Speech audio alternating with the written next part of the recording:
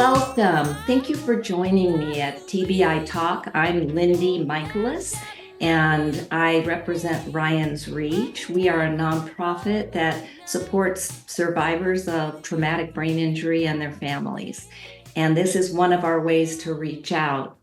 We are so happy to be able to talk to other TBI survivors, family members of TBI survivors, and often we get to talk to people that are working with this community. And today, that's what we're going to be doing. I've invited my son's therapist, who has been working with Ryan for such a long time that we've become really close friends. And her name is Luiza Wilson. And she has worked with Ryan, 20 plus years, we'll say. And she's worked with him in two different capacities, one as an occupational therapist and more recently as a myofascial release therapist. So we hope with our podcast that we provide encouragement, that we provide a sense of not being alone, because there's a lot of us in this world that have gone through traumatic brain injury in our families. And we want you to not feel so alone, because it is a lonely feeling when you're just entering into this journey. But we also want to provide you with important information, things that have helped either me or people that I know. And so, Luiza, welcome. This is Luiza Wilson. And I'm going to ask her to tell you a little bit about her background. So can you tell me about your background in working with patients with TBI? Sure. First of all, thank you very much for inviting me. Of course. I'm kind of excited to be here to share. My background, like Lindy said, is in occupational therapy. I got a master's degree from USC in 1990 and went right to work in a variety of settings. It was not always TBI, but I did a little bit of acute hospitals, subacute, nursing homes, a little bit of everything, sometimes two jobs at the same time. And at one point, about also 20 years ago, I landed at a place called, at that time, Cameridian. And now it's called Neurorestorative. That's when I met Ryan for the first time. So our journey began. And you were wearing what hat at that time, career-wise? Yes, at that time, pretty much typical occupational therapist. So the goals for occupational therapy would be restore function, see if he could do any independent tasks by himself. At that time, of course, because we got him in the very beginning, he could not speak, he could not smile. Mm-hmm. Many times holding his mouth and just say, come on, you can smile. That's how it feels like. And we went more, the typical trying to see if they can feed themselves and wash with a washcloth, wash their face. And pretty much people are more familiar with what OTs do. Mm-hmm. It's restoring ADL. That's our main focus. Yeah, activities of daily living. I didn't really know when I was so new to the whole thing. I didn't know the difference between what's PT and what's OT. So I had to learn that you were more about the activities of daily living. And but I just want to say, just on a personal note, because I've known you so long, and I probably haven't told you what an energy that you give. And from the very beginning, I was so glad you were working with Ryan. And by energy, I mean a confidence and a friendliness. I just felt like you were so kind, and you allowed me, and I'm sure all of your other client families, to be hopeful. And so I always felt very comforted in your presence. If I haven't told you that in a while, I hope you know that. You too. Okay. Yeah, I want you to maybe talk about Ryan more specifically here at the beginning, and then we'll get more into the myofascial release. But when you met Ryan there, you have been with him now since 2022, I think. And I'm sorry, 2002. And here we are in 2024. That's how long you've known him. You've not necessarily worked consecutive years all the way through, but most of those years. So when you met Ryan, what was your expectation of what was possible? It was a pretty profound situation he was in. I think when I'm working with patients and up to this day, especially TBIs, it's a day-to-day. All we can do is the best for that day. So your goals are set each day a little bit different. The whole time you want them to know you're there for them. You're there for family, and build up one little skill at a time. And that people have different timing. Some patients respond a little bit quicker. Some might take 10 years. Right. Or up with something that is more significant. But all I know is that over time, you do see a difference. And you have seen a lot of milestones with him. Yes. I remember you were there at Care Meridian and told me that he had uttered a word. And this was probably, I believe it was about 7 months after his initial fall of 3 stories. Those of you who may not know, my son Ryan fell 3 stories, incurring his traumatic brain injury. He was in a coma for over 4 months, and it was a very, very slow emerging. And we hadn't heard a word at all, or even thought he could. We weren't sure the words were in there. And you told me one day, Ryan said something, and it was something along the lines of gosh, but maybe you cleaned it up a little bit. I think, but it came about in a moment of surprise, because of course the whole time we are trying to engage him in some kind of conversation, communication, making choices, either visual or by pointing. And we were taking him to the shower, I remember. And at that point, the bed that we are moving him collapsed. They kind of lowered all of a sudden. And the shock and the surprise, he just uttered a word. We were so excited to know there was a word in there. There was a word in there, and appropriate moment. So it's like, yes, we got it. We have you. So yes. And then you also were the one who told me, because I wasn't there all the time. You said, I don't know if it was you, but you might have been around when his speech therapist was working with him with a flashcard, and he started to mouth words which told us he could read. Simple little like 1-word flashcards. Yes. And I remember you told me that, and I just thought, oh my gosh, you are the bearer of the best news. Yeah. Well, it's always exciting. So it's one everything that they do, even though for most people that's so insignificant, that's just a little thing. Oh yes, but it tells us the potential for so much more. So that our goals are always changing. You know, it might be one thing this week, but next week is like, oh no, this is in the past. Now we have a set of goals. So, well, after Ryan did move home, we ended up getting Rehab Without Walls, and I found out you worked with them as well. And so we got to have you still come to our house. So can you tell me one funny story before we have to take our first break about Ryan and his personality now? I've got about 1.5 minutes. Oh my goodness. His stories. He does have a personality. He is very funny. He makes me laugh. He gives me a lot of joy. But Ryan does not have a filter. Okay. So what you get, it's sincere. It's what he's thinking, and we can appreciate that. Well, he tell me, you're not attractive.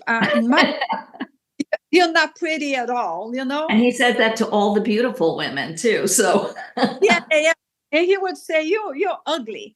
And I told him, oh, Ryan, when you say that, it makes me so sad. I want to cry. In his good heart, he said, well, I don't want to do that. I'm sorry I said that. You actually pretty in a good day, but today is not a good day. I know at first these things would horrify me, but then we've just learned to laugh at Ryan because he turns on a dime. At one moment he feels one way and the next moment he feels the other. And I know who he is, and now you know who he is, and you know that he's a sweet, sweetheart. Well, listen, I'm going to take a break so that we don't start another topic. And when we come back, we're going to talk a little bit more about myofascial release. All right, so please don't go anywhere. We're coming right back.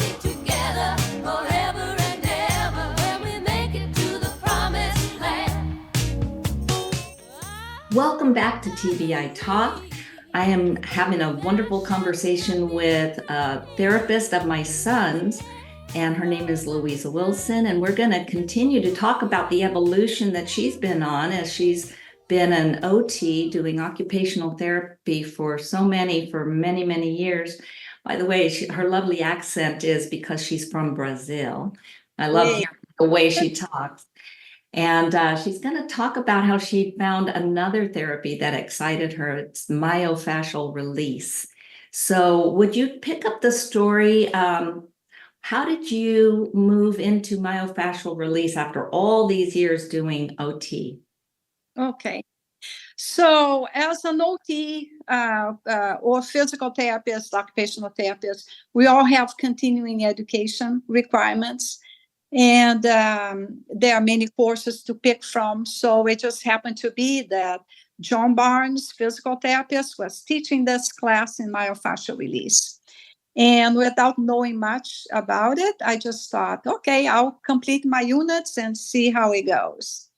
Not knowing that when I got there, it was like, oh, wow, this is totally different. This is a total different approach.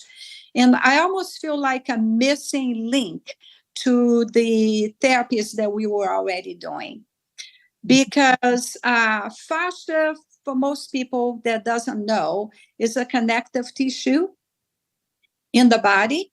And it's a continuous three-dimensional system throughout your body. So it goes from the top of your head to your toes, and as one unit.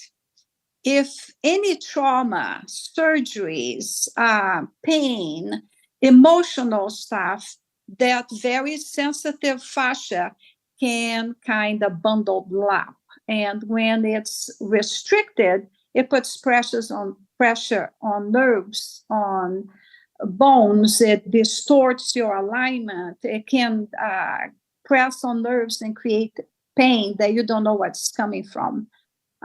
Most of the standard tests do not identify, like you cannot see the fascia restriction with an X-ray, for example, or a CT scan. Right. So it's pretty much on hands-on kind of observation and the sensitivity of touch. Mm-hmm.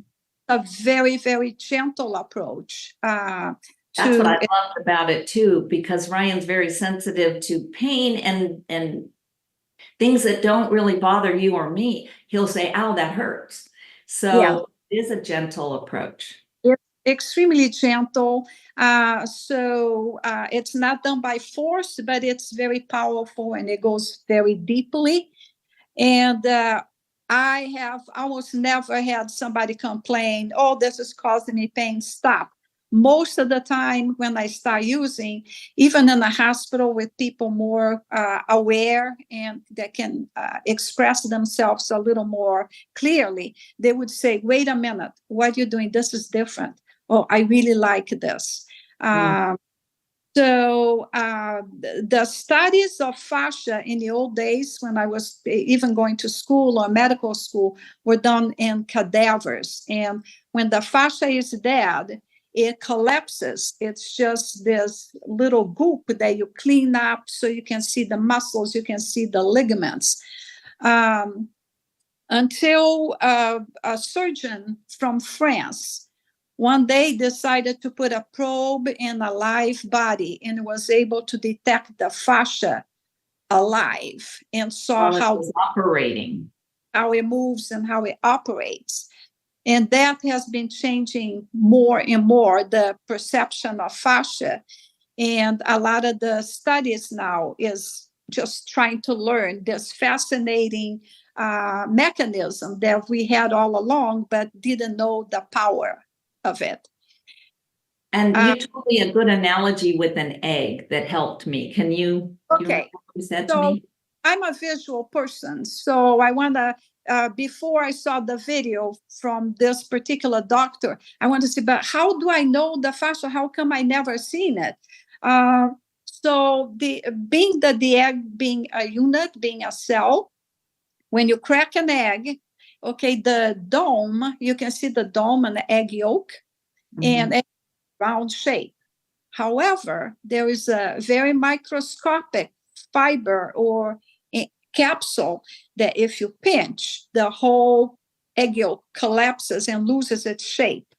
So that's the fascia on the egg yolk. Yeah. So it's a real thin thing that's holding it together, but we It's don't really see it with our eyes. Yes. The other example would be cleaning a chicken, for example. Between every fiber, there's that slime thing that you take away sometimes just because you want to clean up. That's also fascia in between the fibers of the. So it's under the skin and over the muscle. Yes. So what we didn't know is that, okay, so we know there's fascia, the doctors know about it. When they do surgery, they have to cut into big segments of the fascia. They are a lot more visual, not just microscopic one. There are some portions that there's very visible. They cut through that to get to the organs and everything. But what you do with it? Why is it therapy?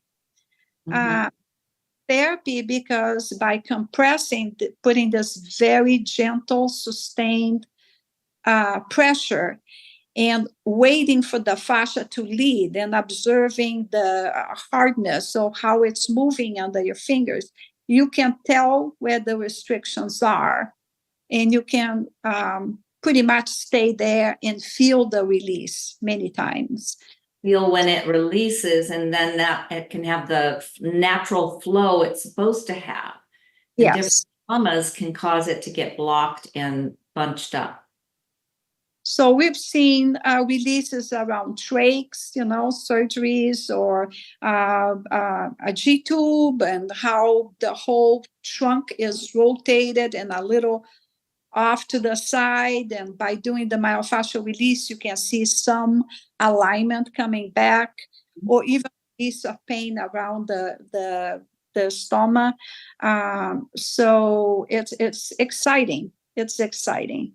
Yeah, I remember you worked with Ryan until he had to go spend a whole year in Bakersfield at the Center for Neuroskills. And we kind of lost touch for a while because I had to end all of his normal therapies and we were gone for a long time. And when we came back, we were rebuilding his schedule. I don't remember how long it was before you came by to say hi and visit us. And you were just on a cloud talking and saying, I have discovered something new. It's called myofascial release. And I wanted to hear about it. And it's not really talked, well, at least now I've heard about it more.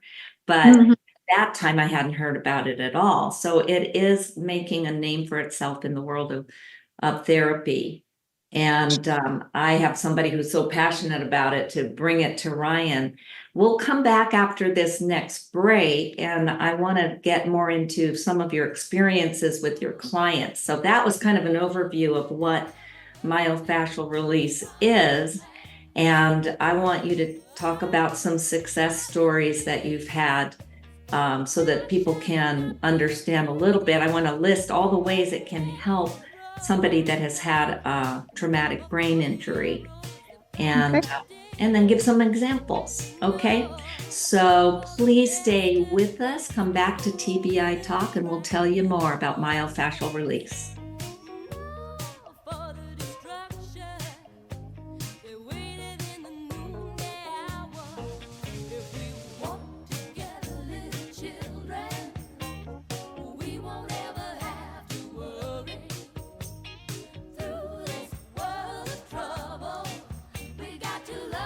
Welcome back to TBI Talk, and I want to continue this really interesting conversation about this wonderful therapy, myofascial release, with Luiza Wilson. You've given us a great overview of what it is. Now, can you tell, because we're talking about traumatic brain injury on this podcast, so in what ways have you been able to utilize myofascial release and since there's brain injury encompasses so many things that we need to find answers for, whether it's pain, etc., would you just go through the things that you think myofascial release can address? Okay. Like I said, the examples can be so many. So the best thing I think for me is just to say, doesn't matter where in the body you start the treatment with your hands, pretty much you can feel the flow of the fascia and where restrictions are. I think it would help with an example. Years ago, I was working with Jim, one of my patients, and one problem that he had was typical of a lot of TBIs. The head was to the side, but for some reason, even passively, we could not bring it to midline. And approaches, different therapists, speech would try to try to get him to eat, but he couldn't because he could not even have his neck in the middle. Mm-hmm. So knowing myofascial release, my mentor always says, look for the problem and look for the cause elsewhere. A lot of times where you think the problem is, it's not really where the problem is. Okay. So I was working with a coworker and had Jim on the edge of the mat, and we were working on trunk rotation, and we did myofascial style with a prolonged hold. And to our surprise, as we are doing it and we turned to the left, all of a sudden his head came to the middle. And we got goosebumps of things like, oh my gosh, the whole time the problem was his hip, not necessarily the neck. Because that tissue is all connected underneath the skin, you don't see it, but releasing one area allowed this whole unraveling. Correct. So and then after that, of course, the speech pathologist also using myofascial release techniques, I think, proceeded with some feeding training and looking at different things. Now he could move his head, and it was extremely exciting. And it didn't go back the way it was, or did you have to keep on adjusting it to make it so that he didn't start orienting the other way? Pretty much it stayed. Always is not just one treatment and it's done. But to maintain, but going back to the original where he was, no, he never went back to their original fixed position. And even function. Yes, then function, and then the function goes on top of that. Yeah. Another example, we had a patient that could not bring up his voice. And for the longest time, his name is Daniel. For the longest time, I did a lot of work on his diaphragm and releasing from the middle, his core, whatever was in there. I could feel that there was restriction in there. And it was another unexpected but nice surprise that after a little while, I would say 2 months or so, I was able to press and he was able to bring voice and go, and we'd use vibration and we'd use all those kind of things. But at the end of 3 months, he was able to speak his first sentence. And I was able to do a recording for his mom because his mom had not heard him speak yet. And his first sentence was, "I love you, Mom." Oh, can you imagine? Voice. So, of course, I cried, and then she cried. And but you started with myofascial release, I wonder if you had any idea you'd be able to help somebody get their voice to work because you worked on their diaphragm. Right, right. Like I said, it's all connected, right? It doesn't happen in every single case, but True, yeah, if I always say that, and that's true. if it is a fascial restriction, how would I've known? You know, I would not know. So go with the intuition, open your heart, and let the magic happen. Um, I have worked in a lot of scars. Like I said, there are a multitude of scars with TBIs, including trachs and colostomy bag. It can be a G tube. It can be anything. So, of course, it is uncomfortable in the area. You cannot expect that there is a comfortable situation, but myofascial release can relieve some of that pressure and get more alignment, get scars to soften up. Yeah, a scar itself, are you seeing kind of like a little external idea of what's going on under the skin because it's bunched up? Yeah, most of the time, what you see in the outside is cosmetic. It's not, you know, it can look bad, but the way it affects your body movement, the way it affects the fluidity of movement, and how it pulls you off centered and everything, it's a different issue. So I have very successfully used myofascial release more centered around the star, including on Ryan on the beginning. I don't know if you remember, but there I was do. Yeah. a star, and we were able to soften it up quite a bit and not be so deep and so restricted. Um, Had a and lot of surgery, so he had a lot of scar tissue from a baclofen pump and a G tube and a whole exploratory surgery that involved the whole front abdomen being opened and closed. And that scar, you made a big change in even how it visually looks. It was remarkable. right, so that's kind of fun.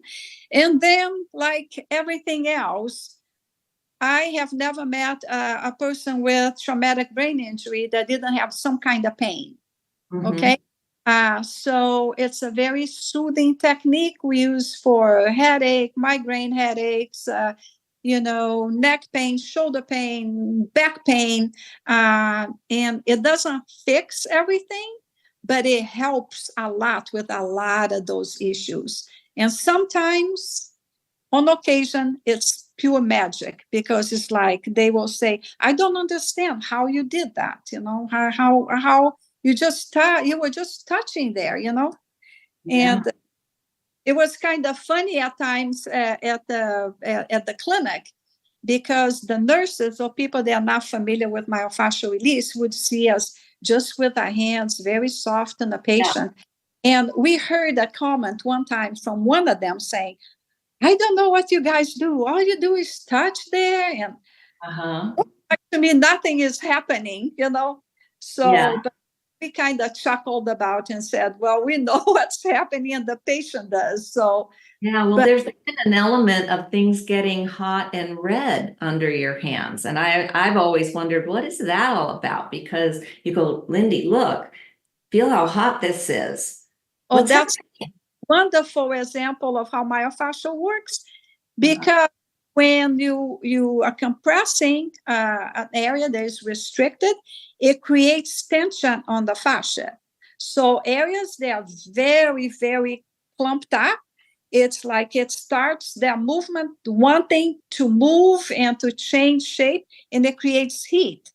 Therefore, what you see is what we call a vasomotor response, where you can get huge blotches of red or areas of total pale, no color in one area, and cold. So it can go on both Oh, extremes. it And can go cold as well. I it can didn't. as well, yes. So what it does, it gives us a map of where the main restriction is and where to go next. So Went to Sedona, Arizona to get all this training though, right?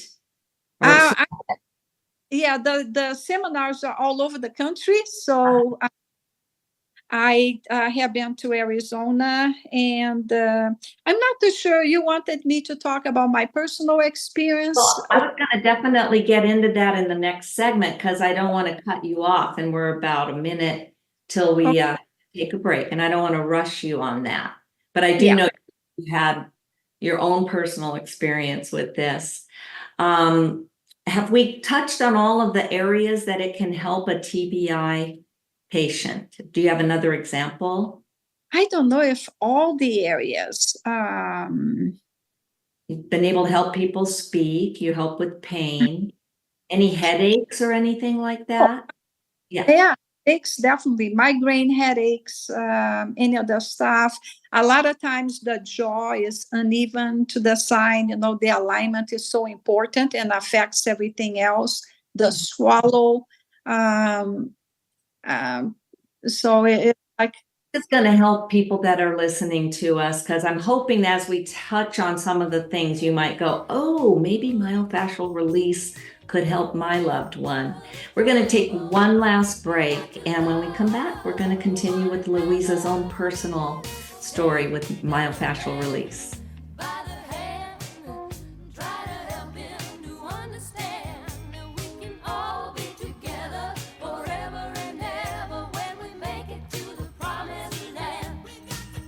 So we're back and we have just one more segment, and I don't want to leave out your own story with myofascial release, because even though you got started in it for your work with all of your patients, you ended up having a health concern that was pretty dramatic. And so would you kind of give us your own personal experience and how it helped you? okay. Yes. All therapists need help as well. Okay. So we'll start from there. There's nobody that doesn't have any issues. So, but in my case, in 2018, I was diagnosed with a carcinoid tumor, and it was affecting my lung. And it's a kind of tumor that does not metastasize, thank God, but it's very local. But the way it had grown, my left lower lobe was completely rotten. It had blocked all the oxygen to the area. And the only solution at that time was pretty much just to remove that entire lobe and see how it goes, and just hope that new ones would not develop on the other lobes, because that would be hard to breathe. But so I went through surgery and completely removal of that lobe. Recovering from surgery was pretty much easier than I expected. I think you get so traumatized that I wasn't even thinking, but all I could think is, I want to go back to work as soon as I can, and I remember that in my mind. So the surgeon said, pretty much you will be out for, 2 to 6 months. And it's expected, it's a normal time for healing. And I said, but if I'm feeling well, can I return to work? And I kept asking him. And he said, well, we'll see. So ended up that I was so depressed at home. I didn't want to be thinking about it. I didn't want to be just home without doing something productive. So I asked at work if I could return to work, and I was able to do in 6 weeks. So my decision was, let me go. And they were very kind and willing to work with me. It's like, okay, if you can only work with one patient, get tired, go home, can you do it? And I said, I can do it. So I was grateful to be able to return to work. And little by little, I was back to full caseload. But the problem was, because of the surgery, I developed kyphosis, and I could not lift up my head. So all the doctors I've been to, they checked my spine and said, yeah, we don't know exactly why you are developing this. So to make a long story short, I knew better. And I thought, okay, they just removed a whole piece of my lung. And the in the area just got very restricted, and it changed shape, and it's pulling me to the side and it's pulling me forward. Yeah. So that's the best approach. I cannot just take one treatment a week. I need way more than that. So I went to Sedona to the clinic where my mentor has one of his clinics there with lots of therapists that do myofascial release. And I stayed for 1 week, and I was able to get about 5 treatments a day for 1 week. I came back and I was not 100% straight. I'm still not perfect, but I have no problem with mobility on my back, and that is well belongs. So that's the power of what this technique can do. I believe in it. I trust, and even for myself, you've experienced it. That's what that's where I would go for treatment, and it was my best choice. Yeah. Well, I know that we have to be careful that there's never a magic bullet for most things that ail us, but also with TBI, it really is, there's a lot out there, and a lot of things sound like, a little bit out there, maybe alternative. I wouldn't call this that, but we try things because we have loved ones that maybe are in a situation and the regular things that have been done in the past aren't working. And this is something new in the grand scope of things. It was new to you, it was new to me, and I think maybe new to some of our listeners, that if you've never heard about it before, it's good to know it's out there, and it does provide help, and it cannot hurt you. I think that's the way I often try to determine whether I will do something. One is, can I afford it? And it's no different than any other therapy. It's not astronomical. It's really within reach. And is there time for it? And can it hurt? Can it set Ryan back?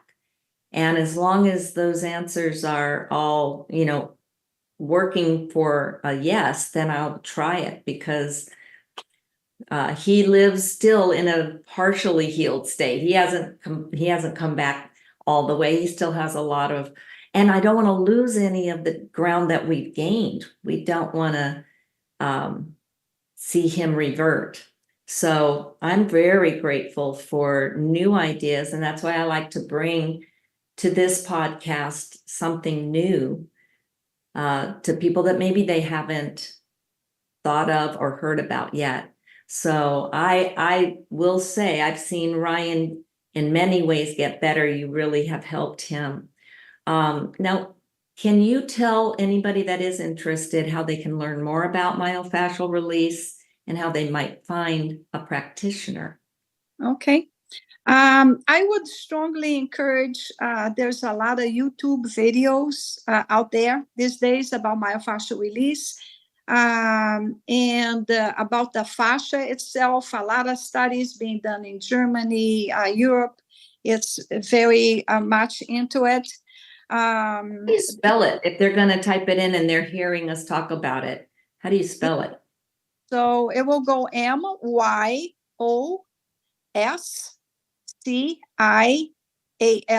myofascial, and then release the regular way. Right. Yeah. But the best way to get in touch with a therapist would be to go to the website and type myofascialrelease.com and put John Barnes PT. How do you spell Barnes? Is there an E or no? Barnes with the E in the end. Yes. Okay. And he will be one of the first ones that will come up. And in their website, you can just find a therapist, and then they will ask you for the city, the state, or the country you're in, because there are myofascial release now all over. And they will find the therapist that is near you. Well, Luiza, I can't thank you enough. You are a dear friend, a fabulous therapist in many ways. You're kind of good therapy for me. And I thank you for being on TBI Talk. And I hope you guys got something out of this and that you'll come back and join us for our next podcast.